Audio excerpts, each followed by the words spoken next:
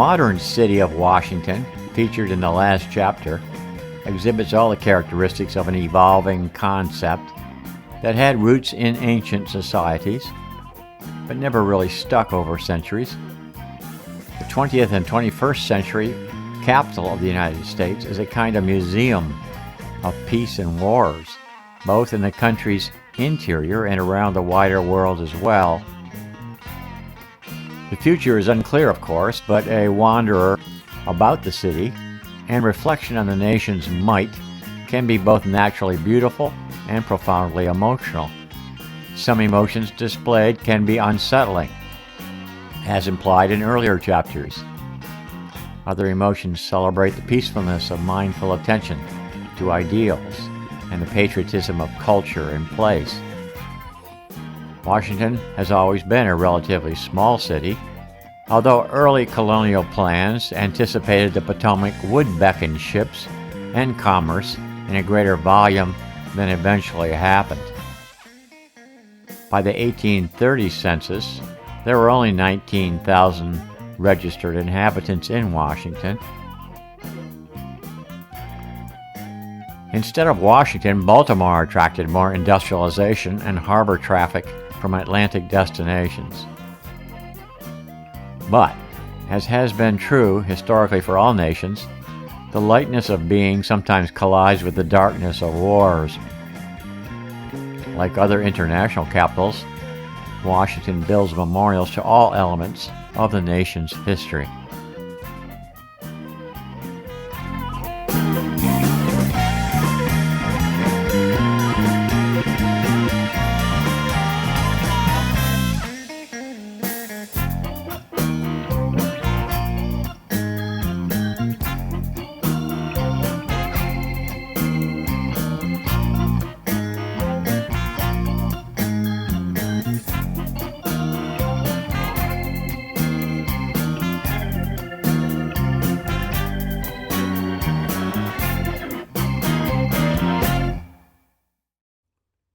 A letter from Tocqueville to his father, January 24, 1832.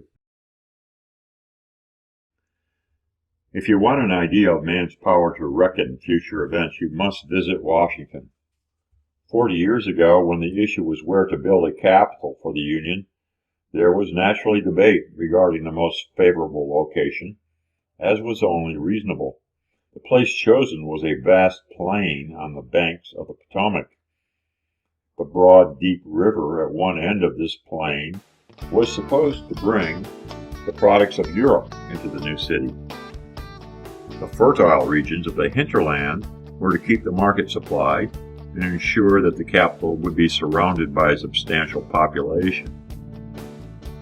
Within 20 years, Washington was supposed to become the leading domestic and foreign trading city of the Union. It was expected to have 1 million residents within short order. Public buildings suitable to such a large population were therefore begun. Very broad streets were laid out, and above all, trees were hastily felled as far as the eye could see, so that nothing would stand in the way of building homes. The population did not come. Vessels did not navigate up the Potomac. Today, Washington is an arid, sun-parched plain across which are scattered 2 or 3 sumptuous buildings and the 5 or 6 villages that make up the city.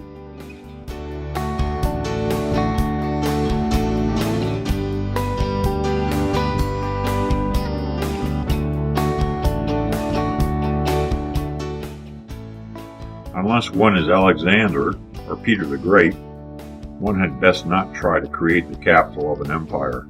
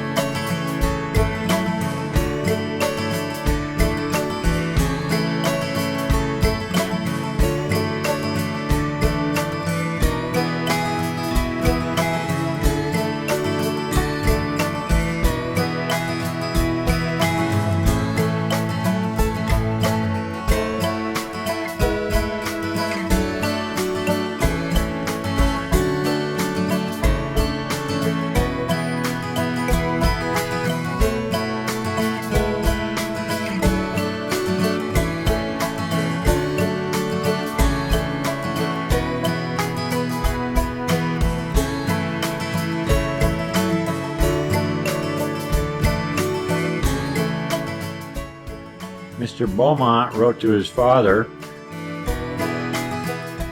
"It is a remarkable thing to see a great nation has no army, a vigorous and active country in which the action of the government is almost imperceptible. The United States has no ambitious neighbors to fear.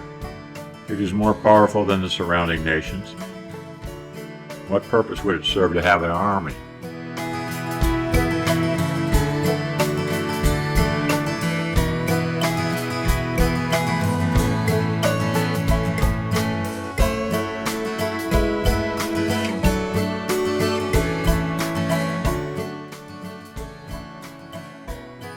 Mr. Beaumont's observation in 1831 was partly wrong, but also partly right, insofar as it took the new republic quite a while to stomach having a national standing army to defend the country's general interests. A hodgepodge of militia-type volunteers distributed among the states were still evident during the visit of Tocqueville and Beaumont in 1831.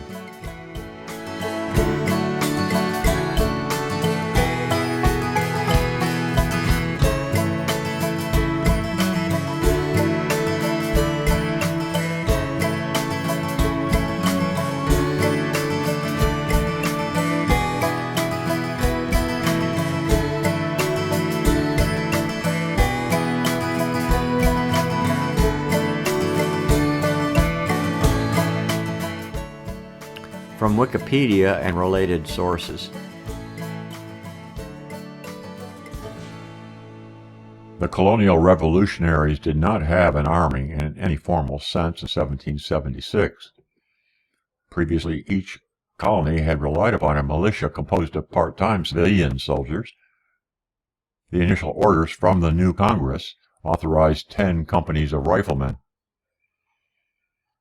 After the war, the hastily assembled Continental Army was disbanded. Even then, Americans generally distrusted standing armies. Irregular state militias became the new nation's sole ground army.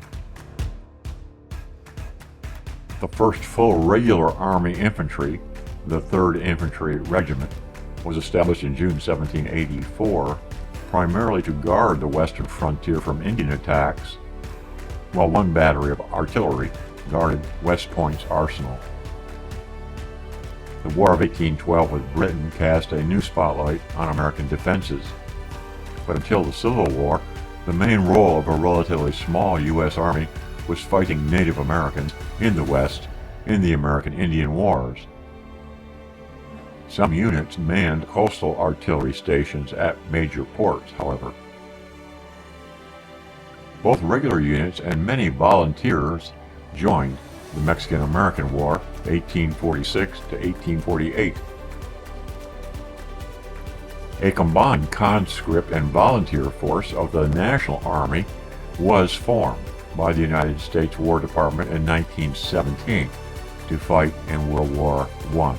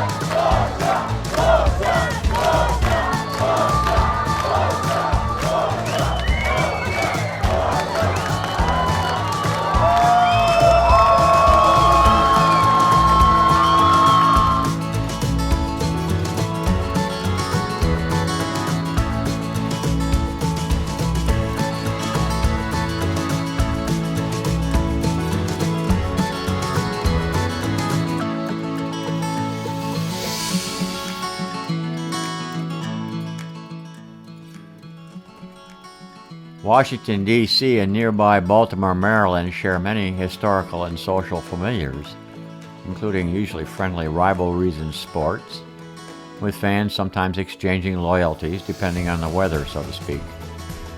The local University of Maryland's football and basketball teams share fans with the Georgetown Hoyas and Washington's Pro Wizards.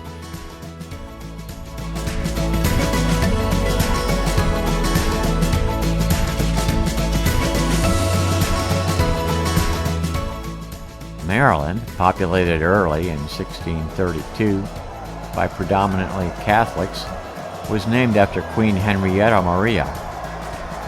While Maryland's economy resembled its neighbor Virginia, its frontier dangers were smaller, and the governor, Lord Baltimore, was considered more temperate than Governor Berkeley in Virginia. No entrenched political rebellions were in the cards for Maryland.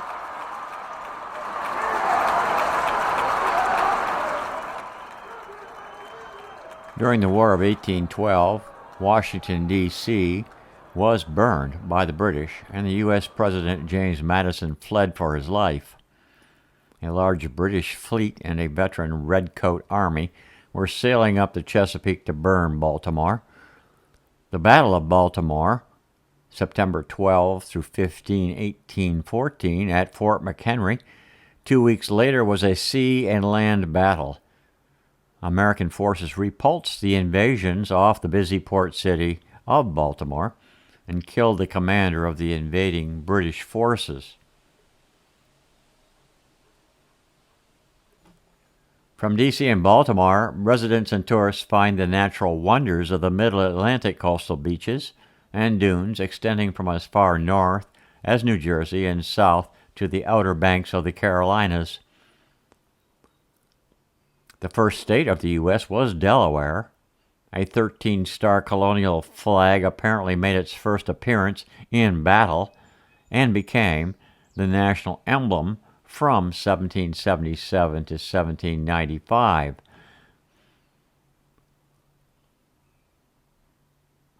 The flag initially consisted of 13 red and white stripes with the British Jack in the upper left-hand corner. Continental Navy Lieutenant John Paul Jones flew it aboard a flagship Alfred in the Delaware River. Dutchmen founded the area called Delaware in 1638. Almost 30 years later, the English crown formally founded New Netherland, or Jersey, in 1664. New Jersey was given to Lord Berkeley of Stratton and Sir George Carteret by King Charles. Delaware became the first state after the Revolution, but the Carolinas are believed to be the first places to be inhabited in the New World in 1587. It is the home to the first English child born into the New World, Virginia Dare, but after 3 years, the first colonists mysteriously disappeared without a trace.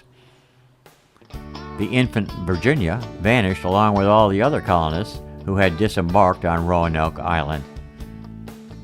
It is believed, although not substantiated, that what survivors of the lost colony there may have been were absorbed into the Croatian Native American tribe.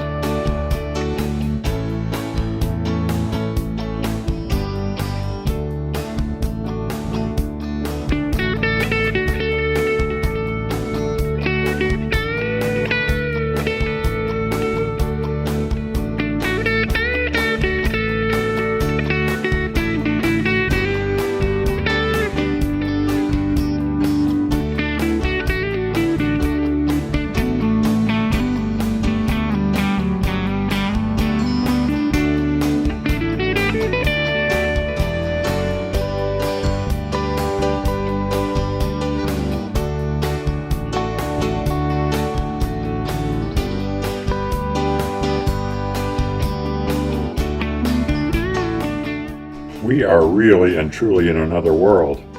Political passions here are merely on the surface. The deep passion, the only one that deeply moves the human heart, the passion that is always present, is for the acquisition of wealth. And there are 1,000 ways to get rich without involving the government.